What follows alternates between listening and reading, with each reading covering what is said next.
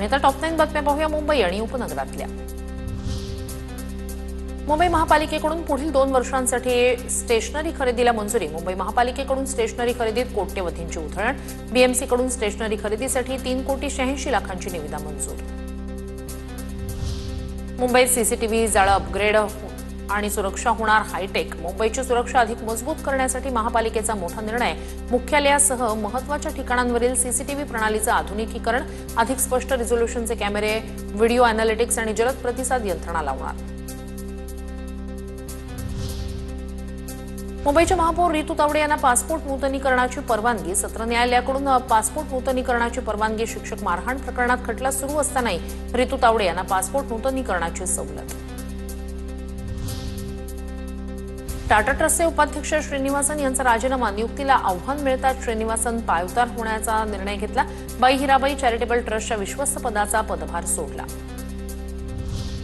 राज्यातील आरटी प्रवेशाची उद्या ऑनलाईन सोडत। 1,15,000 जागांसाठी तब्बल 3,90,000 अर्ज। शिक्षण आयुक्तांच्या उपस्थितीत प्रक्रिया पार पडणार। लाभार्थी विद्यार्थ्यांची यादी उद्याच ऑनलाईन पोर्टलवर प्रसिद्ध केली जाणार। लोकलच्या दरवाजाजवळ उभं राहणं ही बेपर्वाई नाही। गर्दीमुळे दरवाजावर उभं राहावं लागतं। प्रवाशांना दोषी धरता येणार नाही। रेल्वे अपघाताच्या दाव्यावर सुनावणी करताना न्यायालयानं नोंदवलं महत्त्वाचं निरीक्षण। पश्चिम रेल्वेच्या ताफ्यात आयसीएफकडून 15 डब्यांच्या 2 नवीन लोकल उपलब्ध होणार। पश्चिम रेल्वेचे विभागीय रेल्वे व्यवस्थापक पंकज सिंह यांची माहिती। त्यामुळे 15 डब्यांच्या लोकलच्या फेऱ्यांची संख्या आता 227 वरून 244 होणार। मुंबई पोलिसांच्या परिमंडळ 8 कडून नागरिकांना मोठा दिलासा। 84,43,479 रुपयांच्या किमतीचा 287 नग मुद्देमाल मूळ पालकांना परत केला जाणार।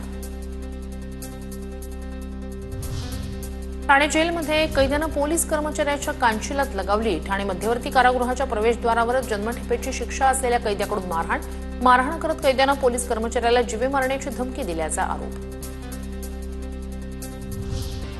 आणि आता टॉप 9 पाहूया पुणे जिल्ह्यातल्या।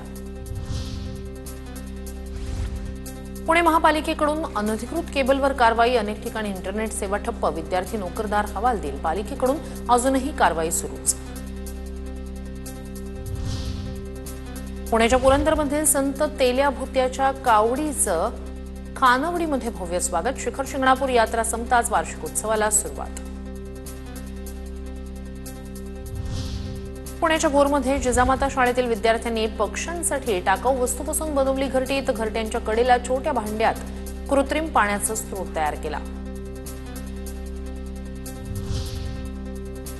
उन्हाचा तडाखा वाढल्यानं पुण्याच्या भोर तालुक्यात आलेल्या मेंढपाळांची मेंढ्यांच्या चारा पाण्यासाठी शिवारात भटकंती। उन्हाच्या झळांनी मेंढ्यांसहित मेंढपाळही हैराण। पुणे विमानतळावर हायड्रोपोनिक गांजा जप्त। 33,60,000चा हायड्रोपोनिक गांजा जप्त। पुणे विमानतळावर कस्टम्सची मोठी कारवाई। बँकॉकवरून पुण्यात गांजा आणणारा तस्कर सुरक्षा तपासणीत अडकला। पुण्याच्या चाकणमधील मुटकेवाडीत स्पा सेंटरच्या नावाखाली सुरू असलेल्या कुंटणखान्यावर पोलिसांची कारवाई। एका आरोपीला पोलिसांकडून अटक। या प्रकरणी पोलिसांकडून तपास सुरू। आणि आता पाहणार आहोत टॉप 9 जिल्ह्यांमधल्या बातम्या। गडचिरोलीत पाण्याचा प्रश्न गंभीर। आदिवासी नागरिकांची पाण्यासाठी वणवण। गावातील 20 विहिरी आणि 40 बोरवेल कोरडे। जिल्हा प्रशासनाच्या योजना कागदावरच। नंदुरबारमध्ये युद्धजन्य परिस्थितीमुळे केळीची निर्यात बंद। जिल्ह्यातील केळी उत्पादक शेतकरी अडचणीत। युद्धामुळे व्यापारीही केळी खरेदी करत नसल्यानं केळीला भाव मिळेना। चंद्रपूरमध्ये विजेच्या कडकडाटासह जोरदार पाऊस। अनेक भागात विद्युत प्रवाह खंडित। नागरिकांची मोठी तारांबळ। अचानक आलेल्या पावसामुळे नागरिकांची धावपळ। वर्धेच्या विरुळ परिसरात केळी पिकाचं नुकसान। केळीच्या उत्पादनात घट येण्याची शक्यता। वादळी वारा, अवकाळी पावसानं केळी उत्पादक शेतकरी चिंतेत। पिकांसंदर्भात नुकसान भरपाई देण्याची शेतकऱ्यांची मागणी।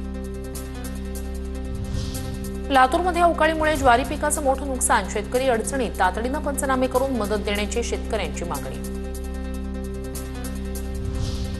आखाती देशातील युद्धाचा कांदा निर्यातीला फटका। गेल्या मार्चच्या तुलनेत या मार्च महिन्यात 45% कांदा निर्यात घटली।